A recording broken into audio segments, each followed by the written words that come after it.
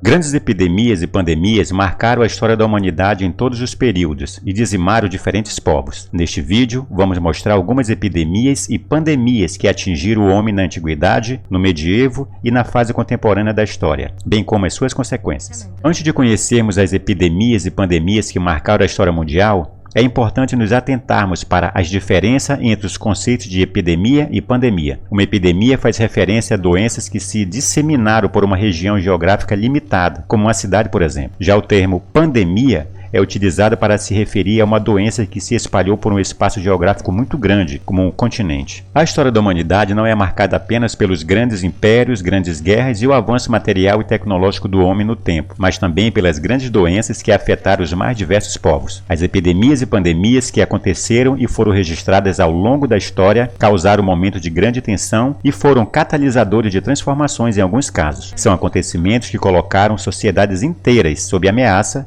e por isso são objeto de estudo dos historiadores. Vamos conhecer algumas delas? Eu me chamo Haroldo Alves e seja bem-vindo ao nosso canal.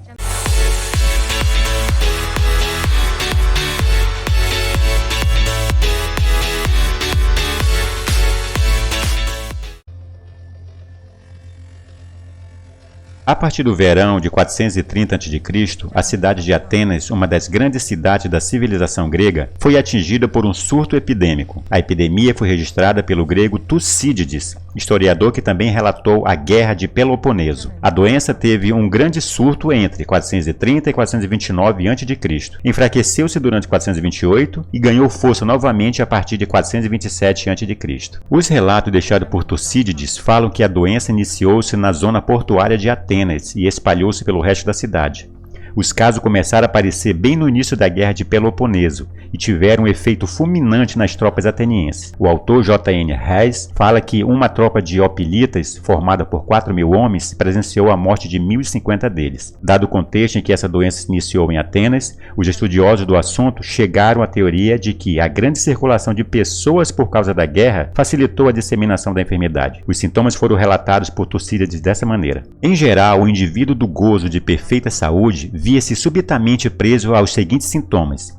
Se tinha, em primeiro lugar, violenta dor de cabeça, os olhos ficavam vermelhos, inflamados, a língua e a faringe assumiam aspecto sanguinolento, a respiração tornava-se irregular e o hálito fétido. Seguiam-se espirros e rouquidão. Pouco depois, a dor se localizava no peito, acompanhada de tosse violenta. Quando atingia o estômago, provocava náuseas e vômitos com regurgitação de bile. Quase todos os doentes eram acometidos por crises de soluços e convulsões de intensidade variável, de um caso a outro. A pele não se mostrava muito quente ao tato, nem também lívida, mas avermelhada e cheia de erupções com formato de pequenas empolas e feridas. Acredita-se que a doença nunca tinha atingido a cidade de Atenas, haja vista a violência pela qual ela acometeu a população local. Existem vários estudiosos que afirmam que a enfermidade teve grande impacto nas mulheres grávidas. Os relatos de Tucídides deixam entender que o desrespeito da população criou um quadro de desrespeito às leis. À medida que as preces religiosas não eram atendidas, a religião também começou a ser alvo desse desrespeito. E apesar de ter sido conhecida como peste de Atenas, e o nome sugerir que se tratou de um surto de peste bubônica, os estudiosos sugerem que a doença que atingiu a cidade grega não foi essa. Um estudo conduzido no começo do século XXI, com base em ossadas de uma vala comum encontrada, chegou à conclusão da ocorrência de febre tifoide, mas existem outros estudos que apontam tifo. Existem ainda teorias que sugerem doenças como varíola e sarampo e que até 35% da população ateniense possa ter morrido. Acredita-se também que a doença possa ter se disseminado para outros locais a partir de Atenas. Outras pestes aconteceram na antiguidade também, como a peste de Siracusa, em 395 a.C., e a peste antonina, que atingiu Roma em 166 d.C. As epidemias e pandemias não ficaram reclusas à antiguidade e estenderam-se por outros períodos também, como a Idade Média. Esse período da história presenciou uma das maiores pandemias da humanidade, a de peste bubônica, que recebeu o nome de peste negra, e é tradicionalmente conhecida por ter dizimado pelo menos cerca de 1/3 da população europeia.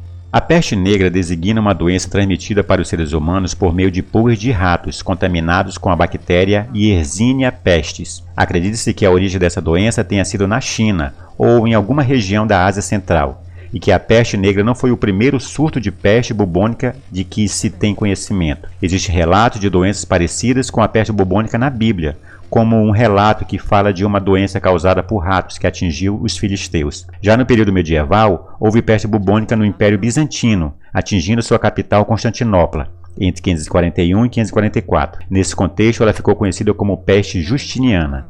A peste bubônica chegou à Europa em 1347 e foi levada para lá por comerciantes genoveses que fugiram de Cafa, uma colônia genovesa na Crimeia que estava sendo atacada por tropas tártaras do Kanato da Horda Dourada. A cidade de Cafa estava sitiada quando os tártaros começaram a lançar cadáveres contaminados com a doença para dentro dos muros. À medida que a peste se espalhou por Cafa, os genoveses fugiram levando a doença em seus navios. Assim a peste alcançou Constantinopla, depois a Cilícia, chegou a Marsella, Península Itálica e daí espalhou-se por toda a Europa.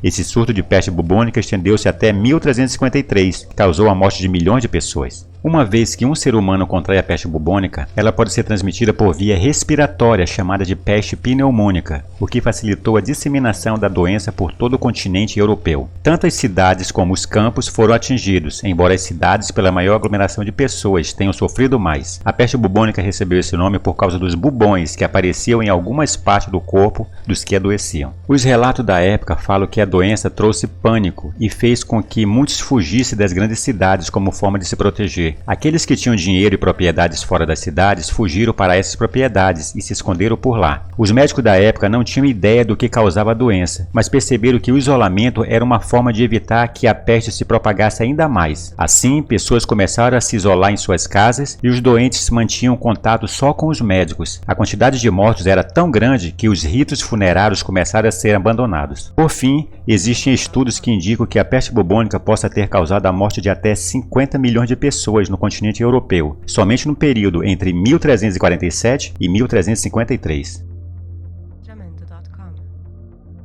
O começo do século XX também ficou marcado por uma pandemia que atingiu todos os continentes do planeta e causou a morte de pelo menos 50 milhões de pessoas. Essa doença ficou conhecida como gripe espanhola, sendo causada por uma mutação do vírus influenza e afetou inclusive o Brasil. Apesar do nome, a gripe espanhola não surgiu na Espanha. Acredite-se que ela tenha surgido na China ou nos Estados Unidos. A doença surgiu no contexto da Primeira Guerra Mundial e aproveitou-se do grande deslocamento de soldados e das aglomerações causadas pela guerra para se disseminar pelo mundo. A gripe espanhola espalhou-se por todos os continentes do planeta. A medicina do começo do século XX não sabia o que a causava, porque a tecnologia da época não permitia que os microscópios enxergassem o vírus responsável pela enfermidade. Usava-se aspirina para combater alguns dos sintomas, mas o exagero no uso dessa medicação mostrou-se nocivo. A doença causava infecções que atingiam órgãos como o pulmão, mas não existia um antibiótico na época para combatê-las. Os sintomas da gripe espanhola eram os de uma gripe comum, como febre, tosse, coriza, dor de cabeça e dor no corpo.